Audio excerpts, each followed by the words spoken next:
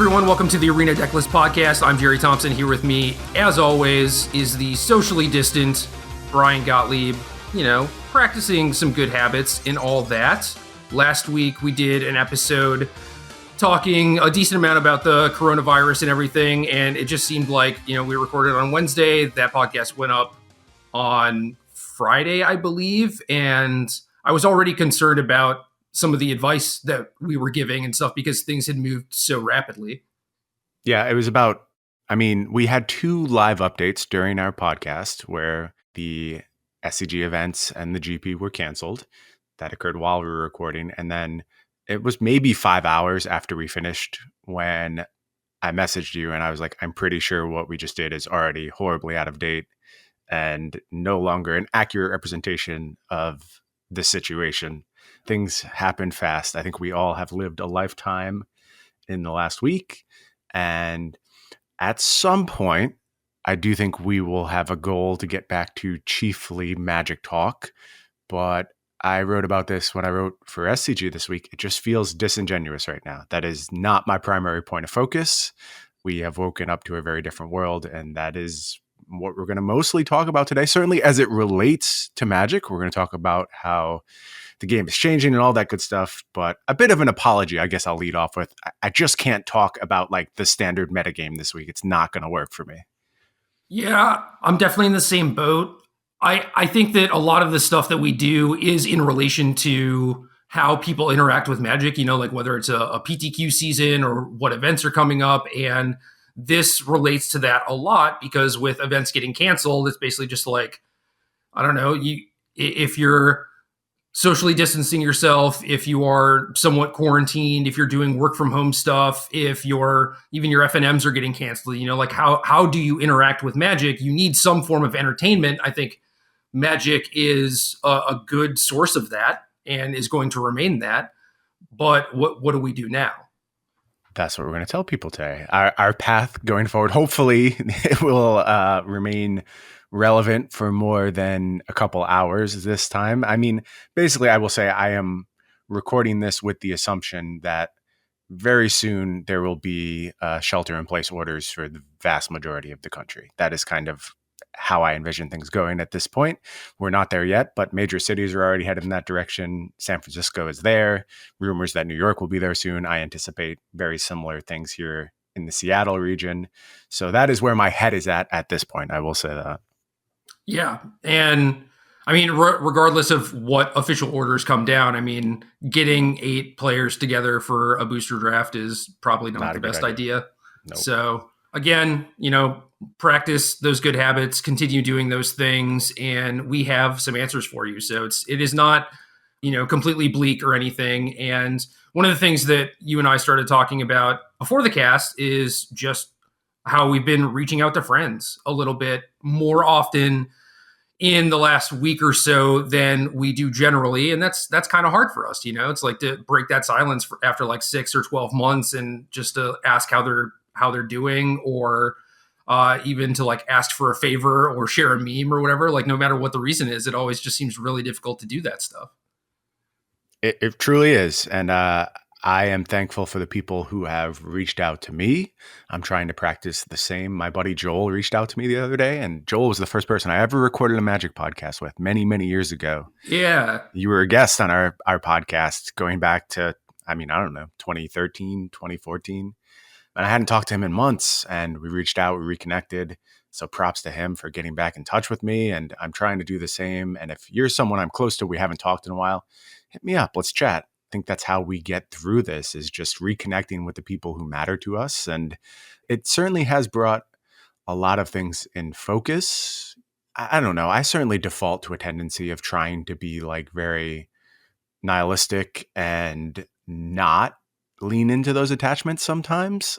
And I think there's certainly a duality to me. Like sometimes I really feel that way. Other times I long for that connection, and I oscillate between the two. But in these moments, it's very clear that what matters the most are those connections we've made throughout our lives. Yeah, I agree with that completely. And it makes me feel good that not only, people are reaching out and wondering how I'm doing, but also like I have this laundry list of people that I can reach out to, and I think we're all kind of going through the same stuff right now. and people want people to talk to, and this is as good a time as any to just, catch up with people that you may have fallen out of touch with. And like, really, we all probably have a decent amount of free time, or at least like time to talk on the phone while we're also working from home or whatever. So, get it done. It's going to make you feel good. It's going to make them feel good. Yeah, I guess I'll just interject here, and this would have come up in our discussion at some point anyway, but this seems like a fine spot.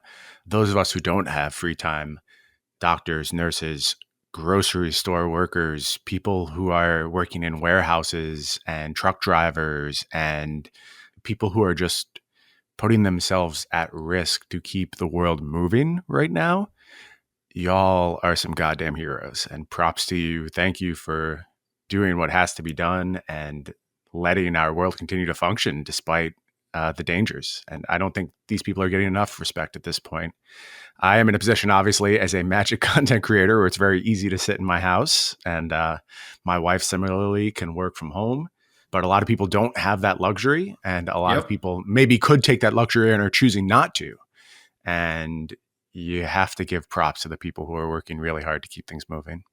No, absolutely. I mean, you said it best. They are heroes, straight up. I mean, no one else is doing what they're doing, and a lot of these people are uniquely qualified to provide those things that we need right now, and are willing to make a fairly risky sacrifice, to continue doing that sort of thing. So I do appreciate it. I don't think that, people get enough thanks in any profession that they have, really, but in this time especially. I mean, we just know that we do appreciate it. Yep.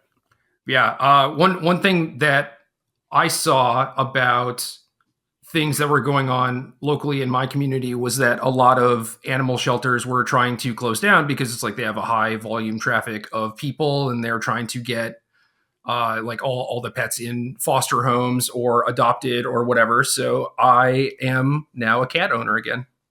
That is fantastic news. Tell us more about this cat. Well, I got 2 cats because they need friends, and right, one's not enough. It's really not. It's like one cat is for me, right? But like, what do you do for the other cat, right? So sure. I got 2 cats. I picked them up the other day. They had both gotten spayed and neutered.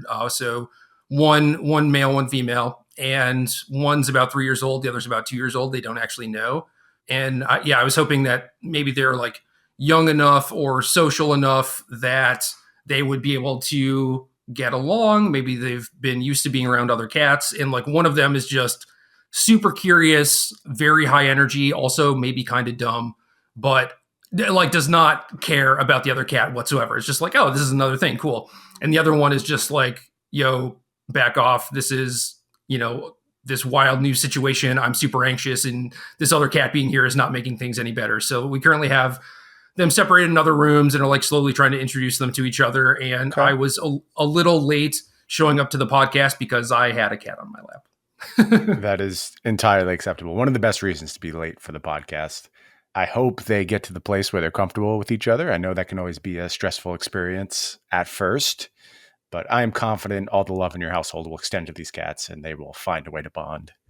Yeah, and I'm not going anywhere for the foreseeable future, and I felt so bad, like it's not just people suffering. Like, obviously these animals suffer a decent amount too. And it was just like, there's just no reason for me to not adopt at this point. I knew that I wanted to as soon as maybe like my travel settled down or whatever. And I thought that I was leaving at the end of the month for the Hunter Burton, which got rescheduled to August.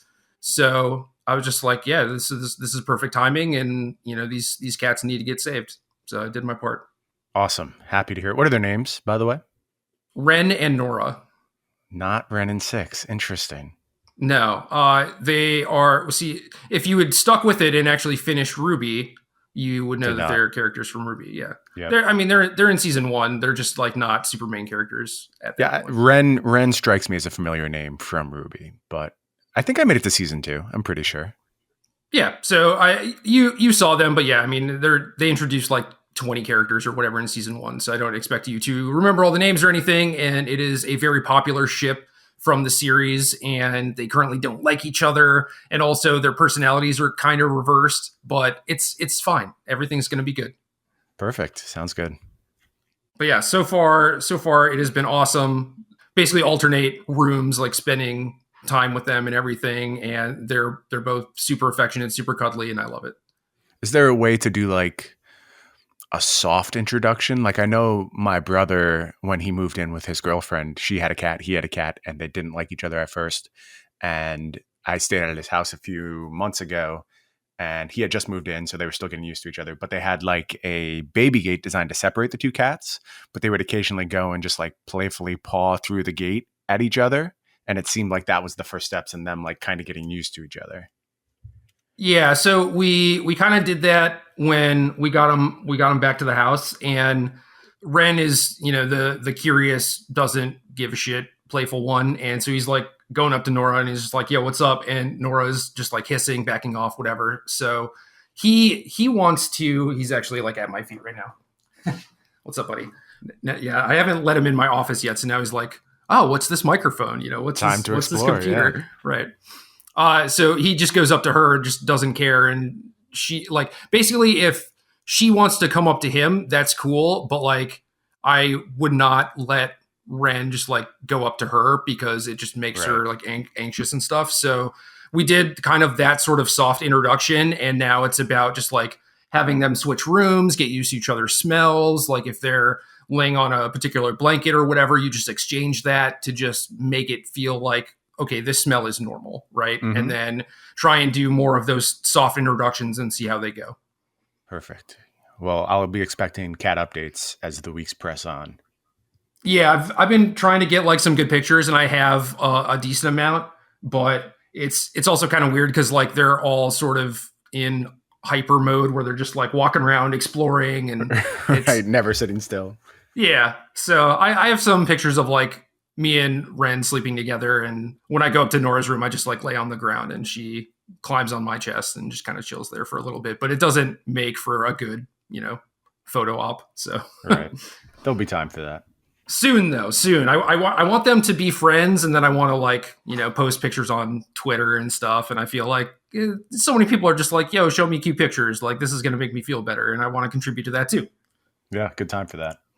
Anyway, so that's what I've been doing, reaching out to people, getting these pets, and mostly just kind of chilling, trying to figure out what to do as far as content creation. And, I don't know if I'm going to have a job in like a month or 2 months, 6 months, whatever. So we're just kind of playing it by ear. Yeah, that's all we can do. I appreciate everyone who continues to support Magic content creation. It means a lot to us and a bunch of other people.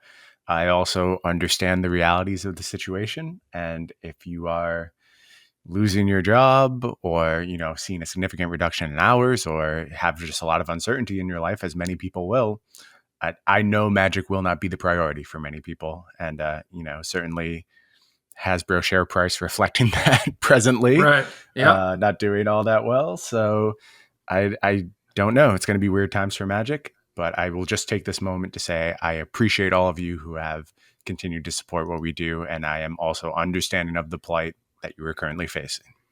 Same. And, we started with a competitive Magic podcast, but realistically, we had like an audience and a following, and we wanted to provide value to those people. And I think in the last 3 years or so, we've done a good job of that. And this always just kind of like terrorizes my brain, where it's like, what could I be doing, better or more or whatever? Like, what do people actually want? What would actually help people?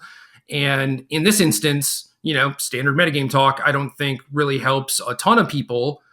So yeah, we're just doing this show talking about how Magic, I think, is still going to be a very important part of a lot of people's lives, but maybe not like the grinding and the Pro Tour aspect. And like, we certainly care about those things, and we think that there are paths to those things, and we are going to talk about them. But I think I've been seeing like a dramatic shift for like the way that people interact with Magic, and people are also just like wondering what they should be doing. And I don't know. Like I said, y'all need to entertain yourselves. And Magic is super deep, has a bunch of different formats. There are a lot of ways to do that. There are a lot of ways to do that and still feel like you're doing something competitive. And I want to explore those things. Sure. So first and foremost, one of the things that we basically always talked about is spending your time wisely. And if you don't have any sort of large tournament coming up that you need to prep for, as far as like a PTQ on Magic Online or Arena or Mythic Point challenges, anything like that, this is a perfect time to be working on things like fundamentals and widening your range.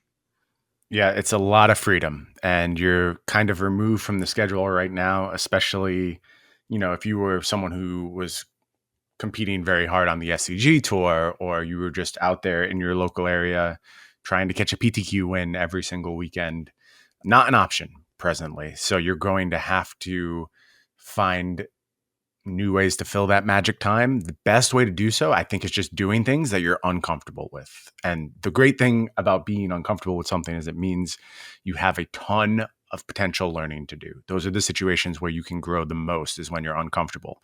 So if you are burn person, it's time to be control person for a little while. If you are legacy master, it's time to dip your toes in draft and figure that stage of the game out, because they are all connected. And I credit limited play so much with making me grow as a deck builder. Like, I think it informs everything I do in the constructed space, as well as just making my combat better, which is an aspect of my game I struggled with for a very long time. So the limited fundamentals are a huge, huge part of my growth rate.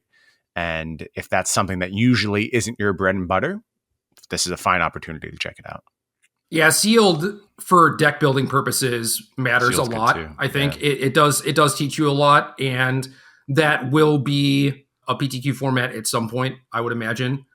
So that's one of those things where it's like, well, I have always kind of slacked on the preparation aspect for this, and now it's time to actually do that and learn that format and have fun doing something that you wouldn't normally spend your time doing.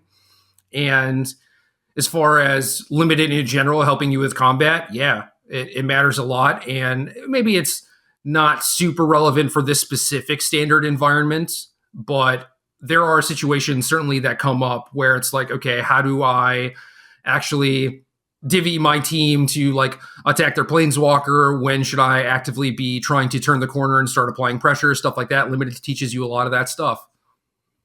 In particular, I'll point to the Pauper Cube. I think it's going down now for the Vintage Cube, which is kind of its own thing. But the Pauper Cube, I played it a bit this week. Actually enjoyed it quite a bit. And I've had issues with Pauper Cubes in the past. The one that was on Magic Online seemed to be particularly well designed. But Pauper Cubes generally devolve into a bunch of 2-for-1s and like super grindy games. But this one had a good amount of closing power built into it, I thought.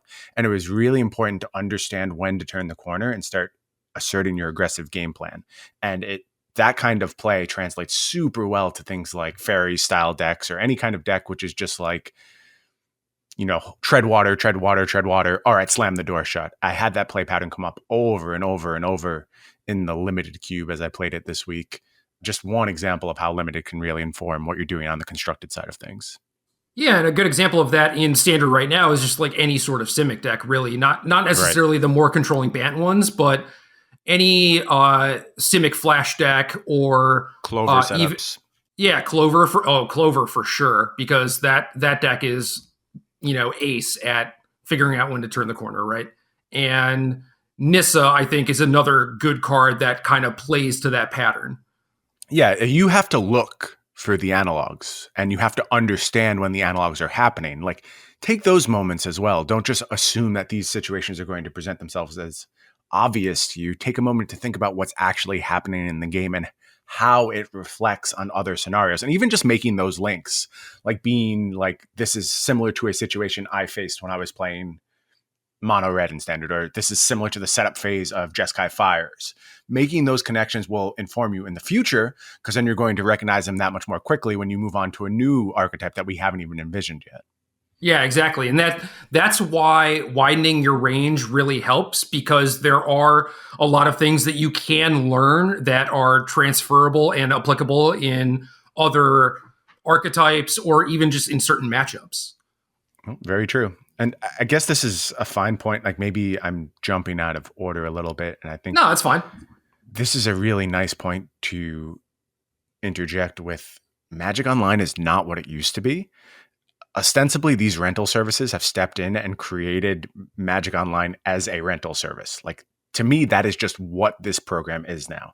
And you can argue that maybe Wizards should have done it themselves at some point, and whatever. That's besides the point. It does exist in this fashion right now. We are supported by Card Hoarder.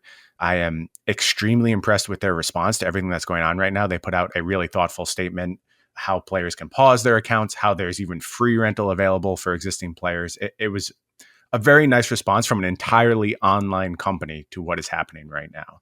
So I want to give props to them and also point out that they do sponsor us and have hooked us up with some accounts, but they have changed the way I interact with Magic Online. And as I said, I recognize times could be tough right now, but if you are still with some disposable income to invest into Magic, I really advise looking at these rental accounts because you can just jump across formats. You can go play Legacy at no cost to building a Legacy deck. You can experiment with all the Modern and Pioneer decks. You can just run through a gauntlet and be like, okay, this is actually the deck I love. It really has become more of a rental service than ever for Magic Online, and I encourage you to explore that in this time where you probably have some free time. Yeah, and in a time where people don't necessarily have a ton of disposable income, I think it is the way to go about it rather than trying to juggle a second collection. And obviously, if you have a Magic Online collection you've been playing for a long time or whatever, feel free to keep using that and keep doing that. But realistically, we've gotten a lot of questions from people who are like, okay, I used to play paper all the time. Now what do I do? And I think honestly that Magic Online through some sort of rental service is the best way to go about it. It just makes everything so easy, and especially, trying to make content or just being like, oh, I saw this 5-0 to League and I want to try it. It just makes it so easy to not have to get like all the obscure cards and stuff like that. And also because of the rental services, I think to some degree, like the economy on Magic Online is pretty wacky at the moment. Oh, it's weird. Yeah, there's some really expensive stuff. Yeah, I was looking into arbitrage opportunities for War of the Spark boosters. I don't think it's actually worth it, but so like Teferi 70, Karn is 40, Jace, Wielder of Mysteries is almost 20, and then there are a couple mythics that are 15. And it was like, okay, well, like a lot of those cards are rare. So I did a lot of the math on like, okay, if I bought, like a box or a case, am I able to get my money back and then some or whatever? And the numbers for singles and selling those didn't look great, but you can buy packs in the store for $4 and then sell them to a bot for like 4.8 something. And I don't think that they're going to buy all of your packs at 4.8 or whatever. But like if you're just looking to get tickets, I think that is a reasonable thing you could look into. Yeah, one of the things about the way the economy is set up now is that the bots all have like sell limits built into them where they automatically bring the prices down, which didn't used to be the case. It's very interesting how the market has evolved and become more sophisticated over time, certainly to the benefit of these bots, because it was pretty easy to just basically have infinite tickets before if you were willing to put the time in. And that has been closed down to some extent, but there's usually opportunities like you're mentioning. And if you're just getting started with Magic Online and need some tickets, maybe the War of the Spark thing is a fine place to start. Yeah, now it's like you buy 4 boosters from the store for $16. You go to sell them to a bot for like 20 tickets. And the next time you try and sell War of the Spark boosters to them, they're like, 10 cents lower or whatever. So it just means that they don't get hammered on things like that. So you're only going to be able to do it in small quantities and stuff like that. But like, if you wanted to just spend like $20 on Magic Online to get a tournament entry or something, that might be a good way to do it. Play a little cube. Good way to finance your cube. Oh, yeah. Yep, there you go. And just go infinite from there, obviously. Sure. The other big way to interact with Magic, if you're not really trying to focus on learning, is just entertainment. And, we talked about Cube a decent amount, but the good thing about a lot of this too is that there are lessons that you can transfer from format to format. And like you talked about with the Pauper Cube, it's like, well, that's going to teach you a lot about combat, So you can play these things while just being like, I need to kill 3 hours. I just need to relax my mind a little bit. But you can also be thinking about like, oh, what did I learn after all this is said and done? You can both entertain yourself and grow stronger.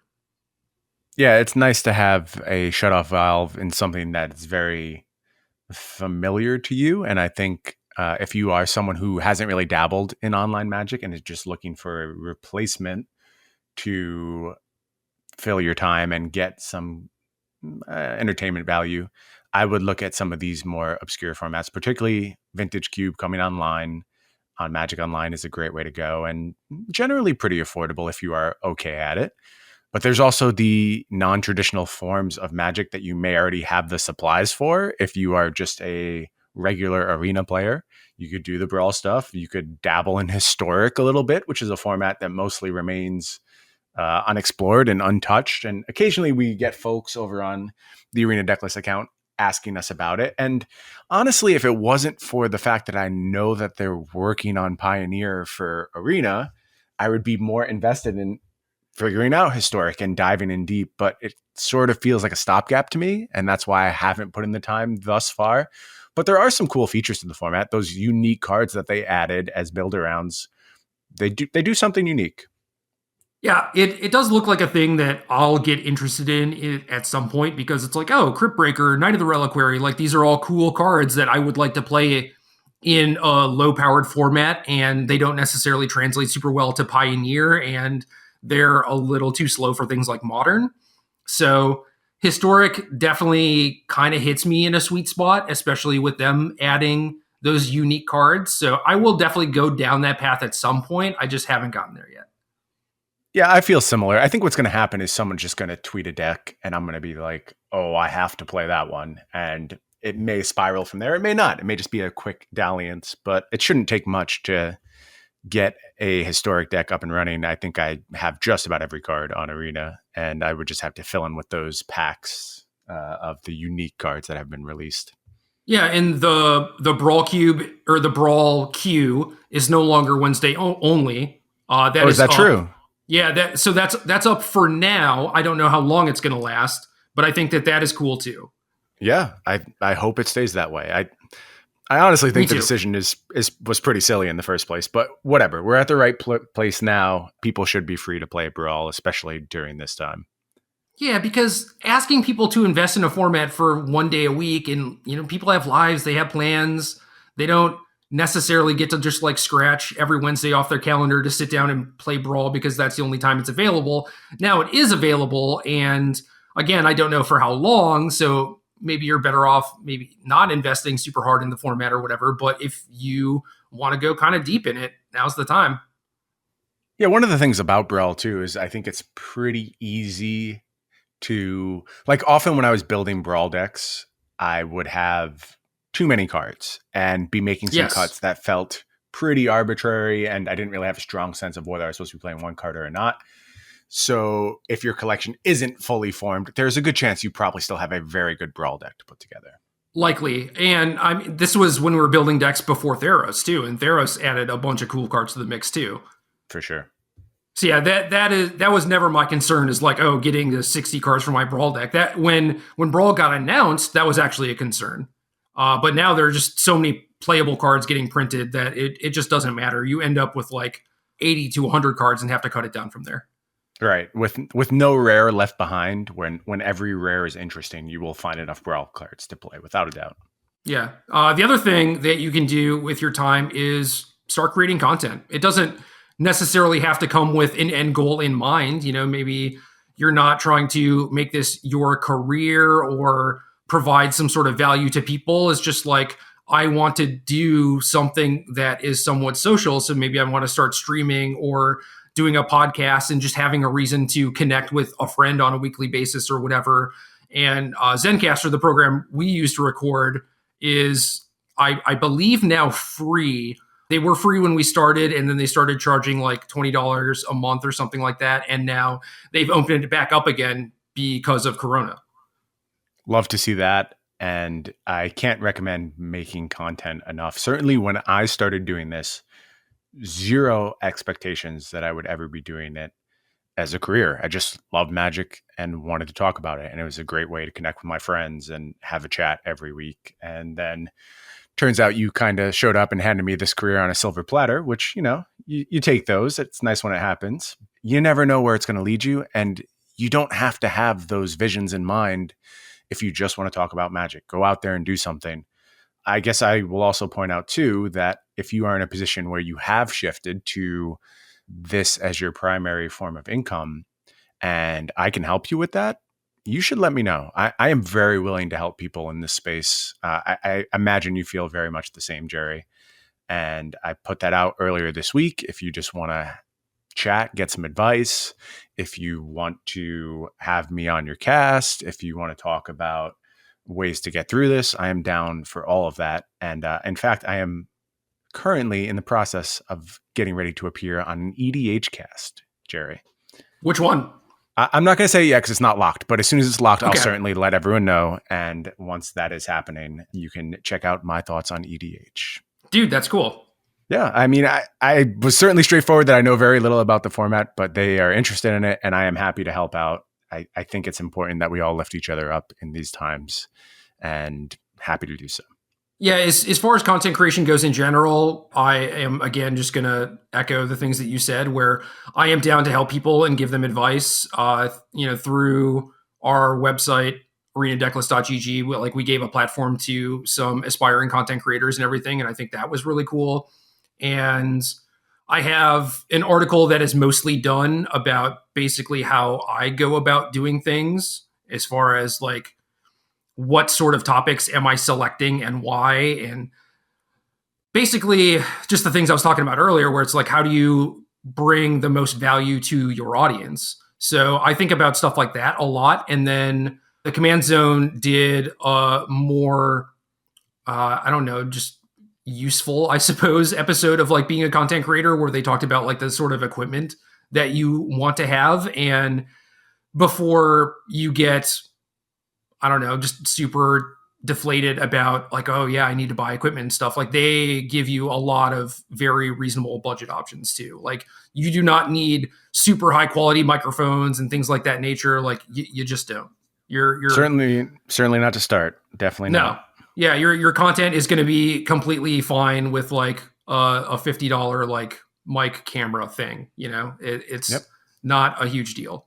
So definitely check out Command Zone. It's something about content creation. I forget the exact title, but there are also like plenty of other content creators who have released similar things, and they all kind of cover different things too. So you can get like a pretty wide swath of ideas and, start to formulate a plan and figure out kind of what you want to do. Yeah, even in our Discord, there's tons of content creators in our Discord, and people are often very willing to help out with any issues you might be facing. So, yep. Streaming is another fairly low opportunity cost way to create content if you don't want to do like the podcast thing, because it's like we record the episode and then we send it to an editor. You can try and edit it yourself, but I feel like I'm too like incapable of figuring out how to do that. I don't know. It's just like it's not a thing that like meshes with my brain and how it works. So we have someone else do it, but like, you have to do that. You have to post it somewhere. You have to figure out how to kind of like market it and advertise it and get it out to people. So it's kind of just like a lot of administrative work. Whereas streaming, you kind of just click go and then you play, but you can also just start watching other people's streams and become a part of their community and interact with their streamers and stuff like that. And I think that is a good way, again, to just like kind of be social while being at home, by yourself or your roommates, your family, whatever. Yes. So I expect that people who have followed our content for a long period of time know about my tumultuous relationship with streaming. And it often seems like something I want to do. And then the actuality of doing it sets in, and it is sometimes a bit much for my social interactions and my ability to stay focused for that long of a period of time. It doesn't seem like it quite checks the boxes, but I will say that I'm thinking about getting back into it just in terms of connecting with people and having some social interactions for a while. So don't be surprised if you see me pop up on stream. It'll certainly be more entertainment, less hard focus on grinding and climbing, and maybe I'll do something besides Magic. I've played a lot of Battlegrounds lately. I could see myself streaming that. But like you said, I think its value right now comes from fostering a community and just connecting with your friends again.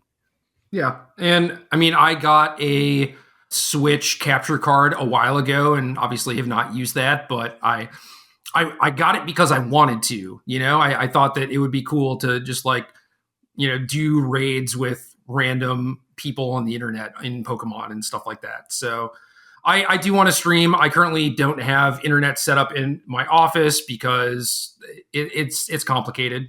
And again, like technology and me don't necessarily mix all that well. So I'm trying my best. I think I have a charity tournament this weekend that's sort of being run by like Eric Johnson and Todd Anderson, and I believe I'm expected to stream that. So hopefully we'll get that set up by then.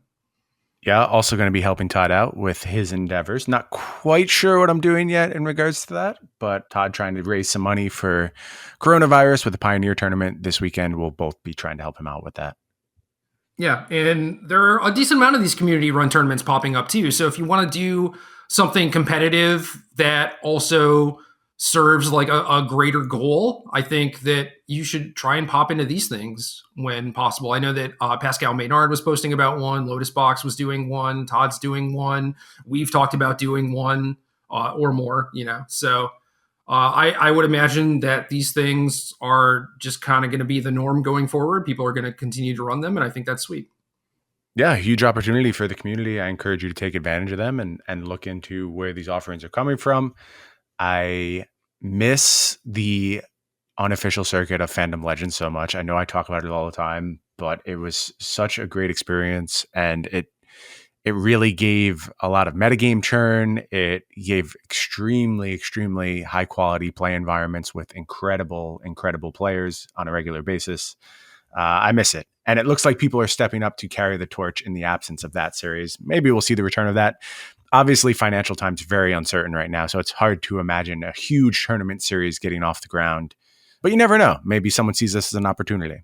Yeah, when I thought about doing our own sort of tournament series or even just like a one-off, like I wanted to do some, pretty sizable prize pool that just like comes from us, because I think it would be cool and be a good way to give back to the community. And now I am a little more apprehensive to do something along those lines. So you'll probably see something that's more like a bunch of smaller tournaments rather than like one big 10K tournament or something. But I think that's kind of more valuable right now. It's just like finding opportunities, for people to spend their time and engage with Magic in a way that they want to and are used to.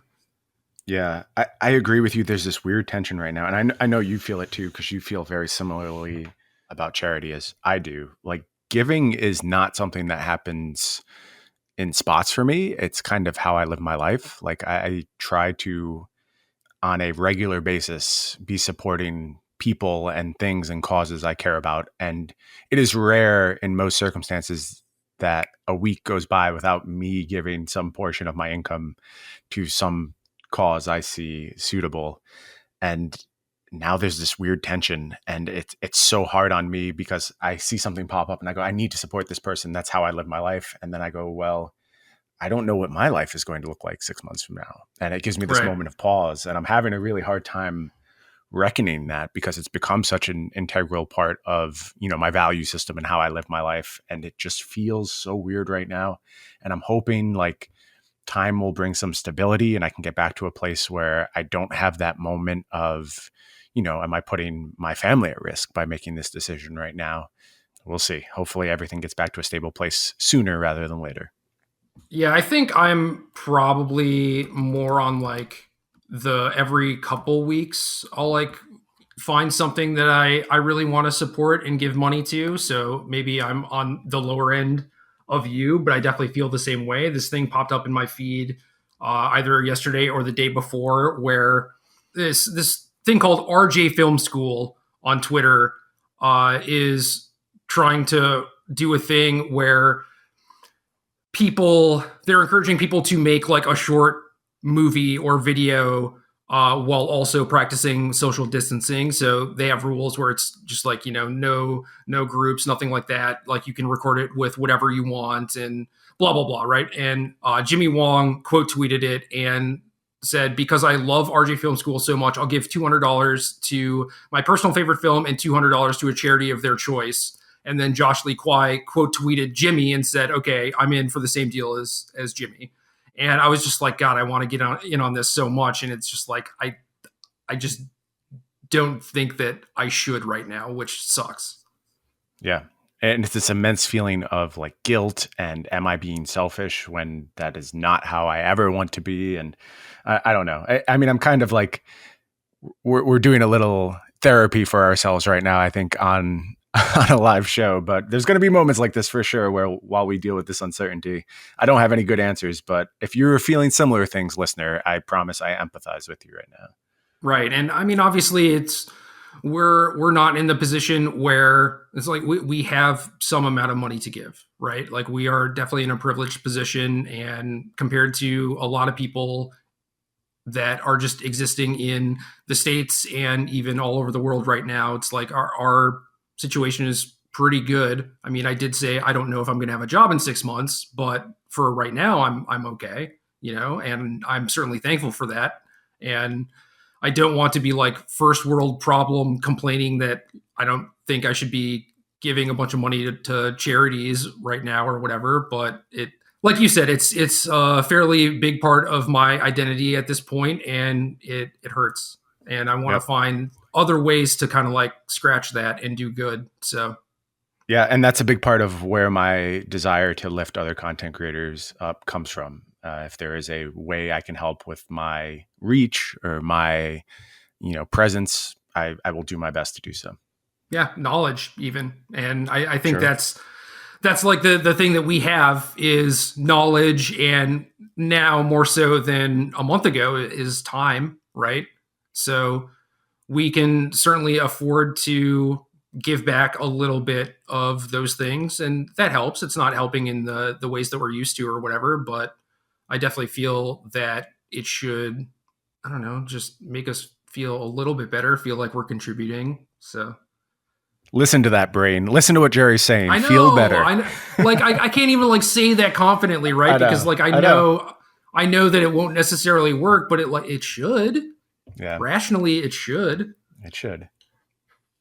Anyway, I guess this wasn't a thing that I really had slated to talk about, but it does kind of fit the mold where it's like you and I think everyone else, like especially like the people who are trying to engage in competitive Magic, it's like you have these things that make up part of your identity and you need to scratch those itches, but you can't necessarily go on doing things the same way that you were able to do before, even if it's just like, Fridays I go with my friends or whatever, right? It's like you can't necessarily do those same things anymore, but it's like you can certainly recognize where those needs and wants come from and try and figure out other ways that will fill those voids. Yeah, find your stand-ins. That's what really this show is all about, finding stand-ins for the things that we saw as normal just a few weeks ago. They're going to need replacements, and there's good ones out there. You just have to work and be open to creative solutions. And I know that I'm going to say this to myself several times, like this isn't the same, it's not as enjoyable as the other thing. And it's like, well, maybe this other thing is not an option. So does it really matter? Is this the best way to go about scratching that itch that I have, or maybe I should still continue to look for possible solutions? I mean, there are a lot of knobs to turn, right? Like you can try out a lot of different things in order to fill those gaps. You know what this sounds like, right? What? This sounds like a bad standard format where you could just say, well, packing it in, done with this standard, or you can turn the knobs and you can try and adapt and you can be like, well, this is what I have, so why not focus on ways to make this better? It's a very similar approach that we take to Magic as an actual game as opposed to just a social thing. Like we are always trying to look for those knobs, trying to find ways to make the best of what we have. And now the life metagame is kind of messed up for a little while and we have to find ways to break it. WotC, please ban. Yeah. Yeah, Magic has made it so I use a lot of those same thinking patterns in real life. Like what you're saying is right, where it's like that is basically how I approach a format where it's like I have a tournament coming up and I don't plan on skipping it. And the format is quote unquote bad or unfun, unhealthy, whatever. And it's like, well, this is this is reality. This is what exists. This is what the constraints are. What can I do to exist and thrive within this? And yeah, certainly when we're talking about life in general right now, it's just the exact same thing. Yep. Anyway, last thing on entertainment is utilizing technology. And I think Olivia has done a very good job of this, Affinity for Artifacts, where she and a bunch of her friends will use Discord to and like a webcam to record like a playmat sized battlefield, and they'll share that with each other and then stream games of Commander that way, like stream 4-player games of Commander. And I think that is just a way, again, like we're talking about reaching out to like old friends and stuff. I mean, you couldn't necessarily play Magic with those friends if they're far away from you or whatever. But if it's getting to the point where it's like, well, we're just going to do things through Discord more often than we used to. I mean, like, this is a cool way to also just like hang out with those people that you wouldn't normally get to hang out with. Yeah, I've seen a lot of talk about people just setting up webcam setups and broadcasting their battlefield to other people. And that's wild. I love it. I think it's an awesome way to maintain that bond with your physical cards. And I do have a bond with my physical cards. Like, I just like holding them and looking at them. Those things are important to me. They make me happy, and completely being ostracized from that, it is tough. And I think using these creative solutions like webcamming, real good way to still get some value from them. I really haven't shuffled physical cards in like 3 weeks. Pick them up, get to shuffling. It'll feel good. Isn't that weird? Yeah. I should just keep a deck on my couch so I can shuffle and like goldfish and stuff. Good idea. I spend a lot of time like sorting and organizing cards. I've been in the midst of a complete collection overhaul, basically moving all my stuff from binders to boxes and putting everything into the second sleeves, like the internal clear sleeves, KMC Perfect Fit hards, trying to move my entire collection into those. So dude, those hards are so bad. They're so good. They're so bad. You borrowed my double sleeve deck with the hards. You didn't like it, I'm assuming? No, I played around and gave it back. Yeah.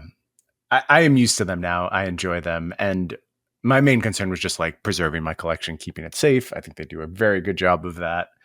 But regardless, the fact that I've been going through this process means I have spent a lot of time with my hands on some Magic cards. No, that's cool. I did a lot of packing and sorting before I moved, so I think I'm mostly good on that front. Obviously, there are iterations that I could make and everything. Like, oh, I guess I'll sort things by color or whatever. I don't know, but dude, my hands would need to be like 30% bigger in order to use the triple sleeve decks that you have, triple sleeved and foil.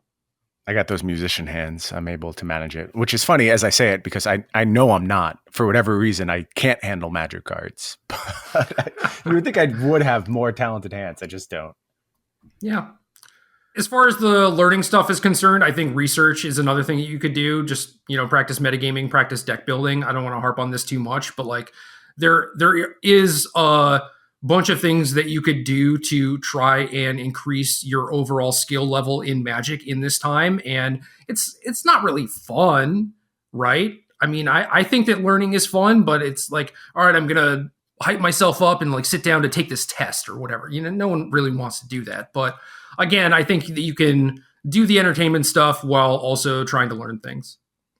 Yeah, they should be in combination with each other. And don't worry, we will get back to metagaming, deck building, all that good stuff next week. You can follow along with us and, apply some of our processes to what you're doing right now. Yeah, and then it doesn't all have to be Magic too.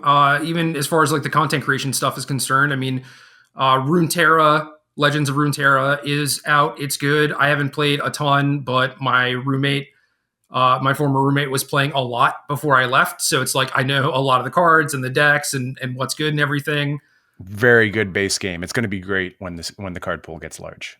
Yeah, and I think so too. And I'll probably play it more when it comes to mobile. But as far as like firing up my laptop and playing games and stuff, I don't know. I'm not really about it. I'd much rather like play on my phone for whatever reason. And then I've played a decent amount of Pokemon in the last few months, and Animal Crossing is coming out, hopefully, which is not really my jam, but I know a lot of people are super excited for it. And I think that is just a thing that people could dive deep into.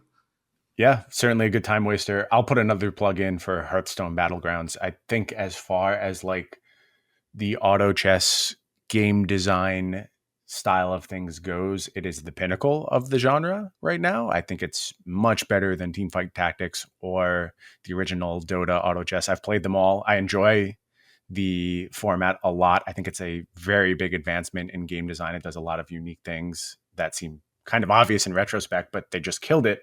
But I think the Hearthstone Battleground setup is both the simplest and the deepest at the same time, which is a really, really nice place to be. I've enjoyed the game a bunch. I don't play hardcore, but like every night I'll play 2 or 3 games before I go to bed while I'm lying there waiting to get tired, and have enjoyed all of them. There were some bad patches, but the last patch was the best the game has ever been. And a new patch just came out yesterday, which seems pretty interesting thus far. So definitely recommend that game a lot. I uninstalled Hearthstone after the Blitzchung stuff. I understand. And I don't fault anyone for taking that stance. I have weighed that as well. I'm playing the game right now. I can't say I'm entirely justified in doing so. Maybe if I was a better person, I would take your stance. But here we are. No, that's fine. I mean, we'll see what happens in the next coming months. Like Hearthstone, I still follow like a decent amount of people who are involved in Hearthstone just because they're rad. Like Frodan Kibler, admirable to some degree, although he's mostly out at this point. But Hearthstone just had a bunch of like pretty big announcements too that looked sort of sweet. So yeah, I saw that. I would not fault anyone for playing that game. Obviously, live your life, continue to do what you want to do, right? And find something that makes you happy and scratches that itch, fills that void and everything. In the meantime, I will, I don't know, whale it up for some other game. Yeah, it's really hard to find content that lines up with all of your ethics, right? Like you could drive yourself crazy. Even just like food that you buy or any product you buy, getting one that's entirely in line with your ethics is almost impossible. You should try. I'm not saying it's a futile effort, but we all have lines that we have to draw, and I guess mine falls at Battlegrounds. I don't know. I don't know. Even Magic is sponsored by HP Omen, and they support the Israeli military and provide them with all their tech and stuff. So it's like that's also not like a good look, and I am definitely morally opposed to that. But I don't know. At this point with Magic, it's like I'm in kind of deep. This is my job, and whenever people call for like walkouts or people to quit or whatever, it's like I get it. Like, yeah, your company is doing like some bad stuff that you are opposed to, but like you need to be employed, Gotta eat. Yeah. No ethical consumption under capitalism, I believe, is how it goes. Yep, that is basically it. So yeah, as far as like me trying to find where to draw the line, I don't know. I'm sure I've done a lot of things that are hypocritical too, right? Sure, so, we all do. It's almost impossible not to. I'm not taking too much pride in the fact that like I'm not playing Hearthstone or I uninstalled it or whatever. It's just like this is just a choice that I'm going to make, and I'm going to be happy with it. Word, I support your choice. Last possible thing is Magic OP kind of still exists, right? Like there are still Magic Online PTQs, there are still arena things. Whether or not these big tournaments fire and in what capacity, we don't know yet. But they're slated, they're on the schedule, and at some point they are going to happen. And I don't think that this is a bad time to try and qualify. If like even if you don't get to play the tournament for 6 months, you get to be like, yo, I'm queued for this upcoming tournament, and maybe that's kind of bad, I guess, because then it precludes you from playing other PTQs, which sort of sucks. But yeah, that's the thing I didn't really think about until now. Yes. So here's the thing. I like that this exists. It's good that it exists. I encourage your efforts to try and qualify. I think it's a fine way to spend your time. At some point, though, if you are taking people's money as they pursue qualifications, you need to put some contingency plans in place. And I'm fine with those contingency plans being this event is going to happen online. I think that's completely acceptable. It's weird, but it's acceptable. And it might just be the new future we're dealing with. I mean, international travel might not be the same for a very, very long period of time, even domestic travel.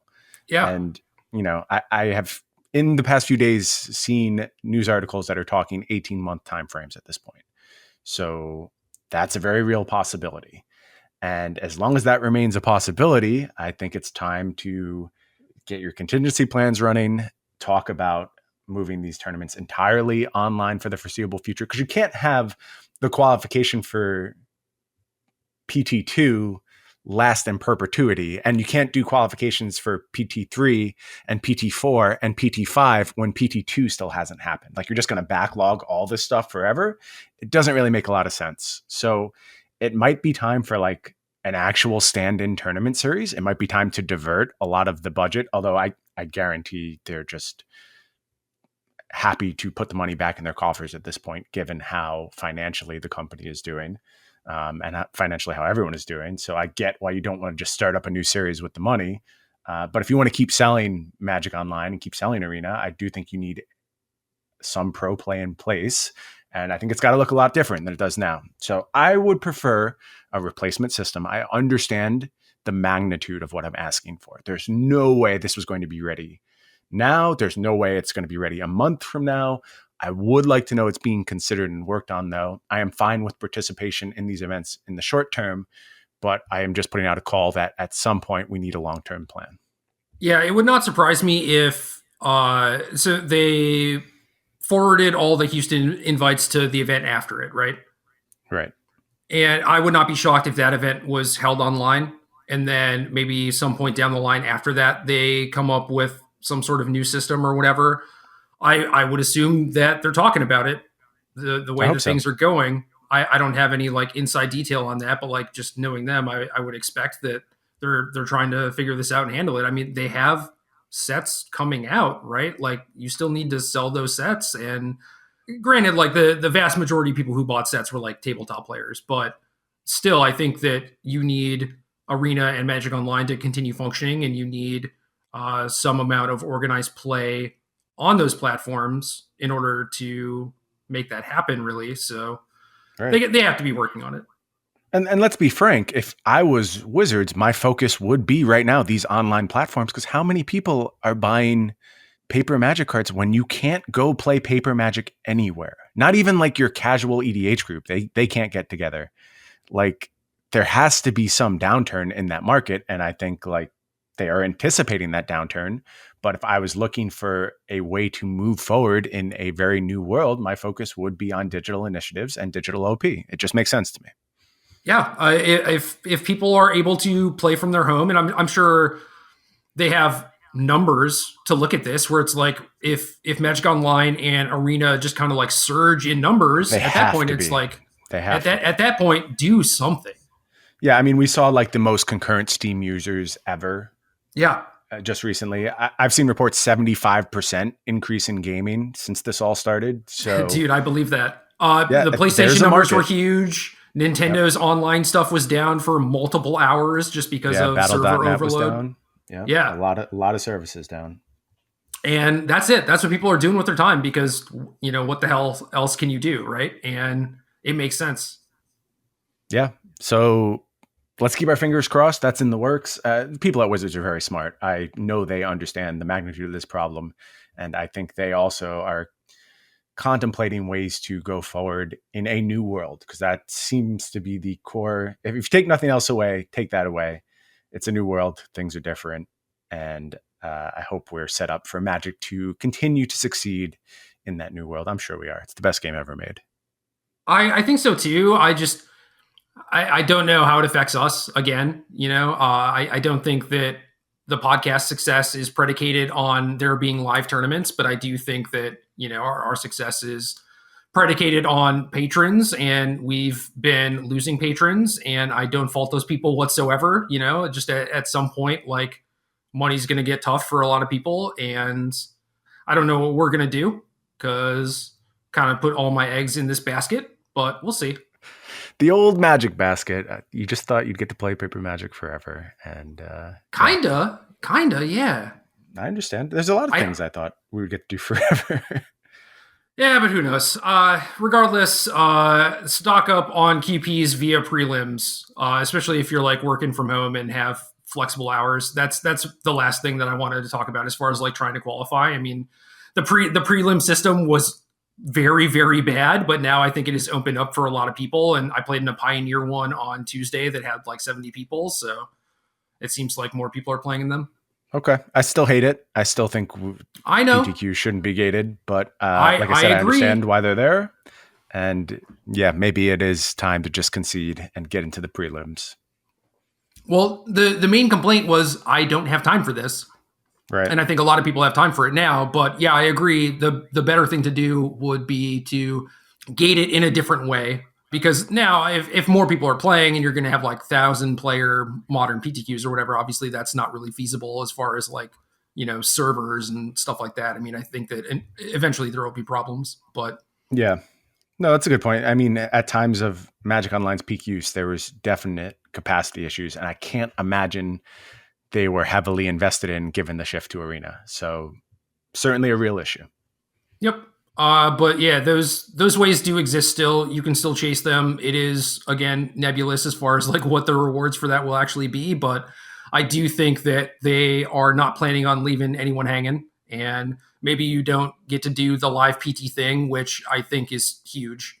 It's just a great experience for a lot of people, especially if it's your first time. But you get to play some really good Magic from the comfort of your home. That's not bad either. If it ends up coming to that. Sure. Yeah, we also took a bunch of questions from the people in our Discord, and we got some good ones. So I think we're just going to answer a few of them. Yeah, it feels like a time when people have a lot of questions and a lot of uncertainty. If we can help give our takes, answer any of them, happy to do so. So yeah, let's take 2 or 3 this week. Okay, so first question comes from Will Pulliam. He asked, with all the SCGs getting canceled, I haven't played Magic in almost 3 weeks. I love Magic, but I need a goal to try to achieve. What should my new goal be? What options do I have, and do you have any tips on how to approach them? We did cover a lot of this in the cast, but I agree that the mindset thing is very important because a lot of people are just kind of like, well, what do I do? Like, yeah, I have Magic Online and Arena, but they just like open the program and just kind of stare at it. At least that's been my experience. It's like, what am I working towards here? And we talked about a lot of it where it's like you can try and learn. You can just try and be like, hey, I want to sit down and entertain myself. You can continue trying to qualify, which for Will, I think is probably a good place to be. But I actually don't know what his goal explicitly was before all this stuff. But yeah, I mean, if your goal is to qualify or to win or to be the best Magic player you can possibly be, I think that those goals are still tangible. Yeah, I think in Will's case, the sting is particularly intense because Will was second on the SCG leaderboard right now. Is that a bug or a feature, right? Because like now Well, he's second with fewer events. So I don't know. Assuming we get to come back and play Magic at some point, I would agree with that. It depends how far out we are from that being a realistic possibility. So it could be a feature for sure, but it certainly leaves him without purpose. Like he was very focused on that goal, certainly was trying to get himself in position for the Players' Championship. And now that goal's been taken away from him. And I can understand being like, well, what am I doing in this space right now? And I've felt that myself over the past few years with the change of OP. It used to be very clear. I was going to a PTQ this weekend because I was going to play this PT and try and get some pro points and chain that into gold or platinum or whatever my goal was. That was a very clear, direct path that I had wrapped my head around. And now that's absent. And I think that's the sting that people are really feeling in this moment. So you can create your own goals, and I think that's good. But I still think there is a place for some type of online series. And I know, like, well, I don't even know this. So here's the problem. I think the mock still exists in some form. It's not a good representation of this, though. There's better applications of it. And if I was Wizards trying to seize on this moment and the move to online gaming, I would really be thinking about what I could do to have some really clear OP systems in place for the next period of time, however long this all lasts. Yeah, figure out what you want, set a goal, figure out how to achieve it. I think that's the best way to go about things. Tim Frank, what new innovations do you think will come of this? Can we find some positives for the game that could potentially be inspired by all of this? We kind of hinted on this a little bit, but like if OP gets more robust online, I think that is a huge net positive. It's also possible that with more players playing the game online and deck lists getting published from leagues and stuff like that, it's like maybe we just see more innovation in decks in general, which would also be cool. I think those are great points. I think this is also a great opportunity for players to experiment with new formats. Maybe they'll fall in love with those new formats. And like you said, that could cause innovation. It's also going to be a lot of people's first exposure to these rental models on Magic Online. And I think those models will continue to generate success and keep somehow, against all odds, Magic Online afloat as a platform into the future. It really is a great way to engage with Magic. And I think a lot of people are going to see that. Yeah, I agree too. And then we'll see how it evolves from there. You know, I mean, between Magic Online and Arena, I think there is a very solid offering for Magic players, kind of like no matter what your engagement with Magic is. I mean, Magic Online has a pretty good commander scene, and I imagine that that's not going anywhere. And Arena has things like Brawl, and they have these fun formats and Cube, and I think we'll see a lot of alternative queues, basically, whether it's just like, all right, you know, Cube is always up, Brawl is always up. We are actually doing some historic OP or whatever. Like, I think things like that could just expand. Yeah, and also people's attention for these more casual formats and could even re-inspire a lot of just love of Magic, like baseline, enjoyable, social Magic. Once it's taken away from you, you might realize just how much you miss it, and people could find some really interesting ways to get back into it. I think that would be glorious, man. Yeah. It is seriously the difference between going to like Hutter Burton or the Command Fest that I went to versus going to a Grand Prix. And the people in the former events are just having fun engaging with Magic, which is beautiful and not something that I'd really been around in a very long time. And then the GP stuff is like it's a lot of people hanging out and having fun with their friends, but it's also a lot of people who don't get to realize their dreams on that particular weekend, and it can be kind of soul crushing. Maybe that's a little heavy handed, but you know, it's disappointing, right? And Magic at the end of the day can just be a source of entertainment, and you can still focus on trying to do well and being the best Magic player you can possibly be. But ultimately, like, we're here because we all love this game, and if we find ways to express that, I think that's just huge for every single Magic player. Yeah, Magic, as Richard Garfield intended, is thrown around as a meme a lot, but this is actually what it means. Like, just a fun game that brings people together. We could be seeing a shift towards that. One more question I wanted to hit up. This one comes from Ganewo, maybe, possibly. They ask, do you think WotC should push paper releases to a later date? And I think that is such a hard question to answer, because if you go back 5 days ago, I say, no, that's nonsense. And right now it feels like, I don't think so. I think you probably just want to stick to your schedule. But if you ask me 5 days from now and things continue to evolve at the rate they're evolving, it just might be a hard yes. I mean, it just might be that you don't have the infrastructure space to be shipping boxes of Magic cards around. You want to use that for necessities and supplies. And I don't know. I don't know how things are going to change. I guess my advice would be to stay flexible. And that's probably near impossible for WotC, given the scale of the distribution of Magic cards and how far in advance they have to do everything. I don't have an answer. And that is what comes up over and over as I talk about things like, go back a week ago, should this tournament cancel? Should that tournament be canceled? I don't have an answer. I don't know, because everything is so uncertain. So my instinct is that right now they probably should try and hold the release date and give people something to look forward to. But I just don't know if that's going to hold. Right. And a lot of the distribution came through LGSs. So now what happens with them.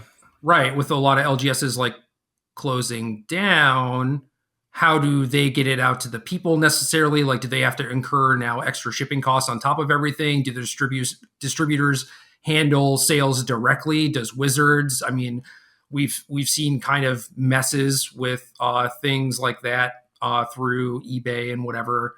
And I don't know, like, even if you ignore the question of like, should they or shouldn't they, like, how is a huge question. Yeah. I mean, Amazon they're not fulfilling orders on non-essential goods at this point. So it's not even like they can distribute it through Amazon.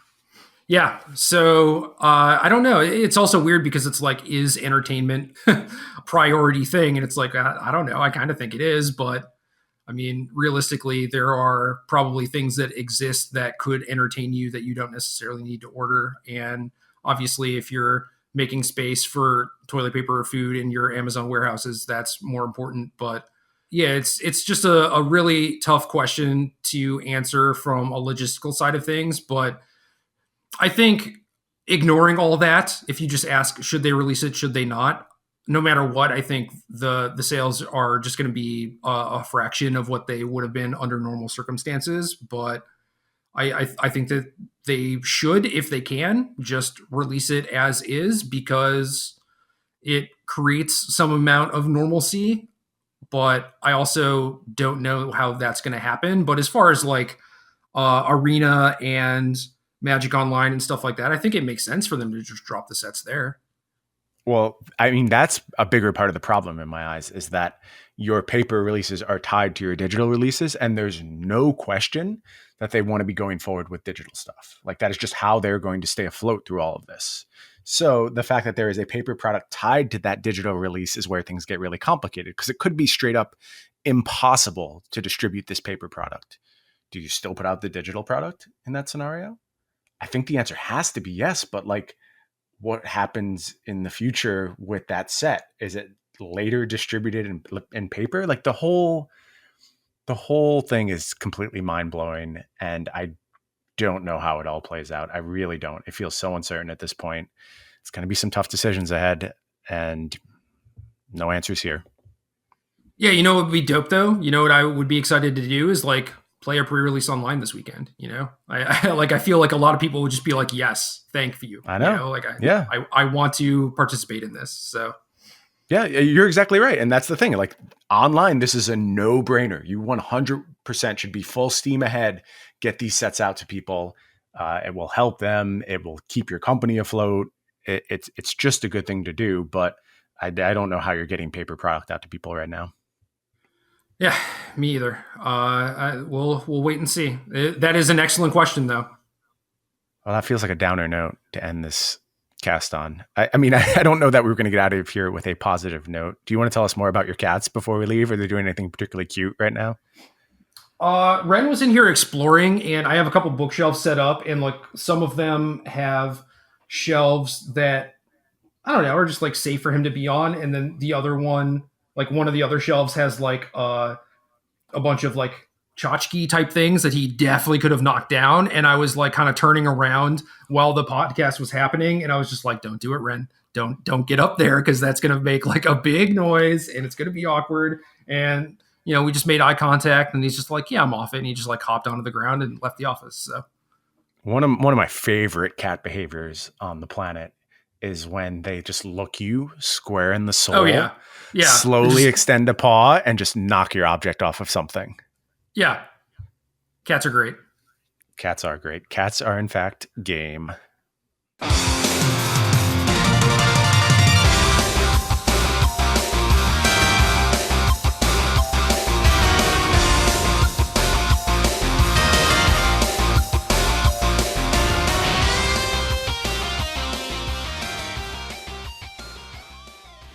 Good luck.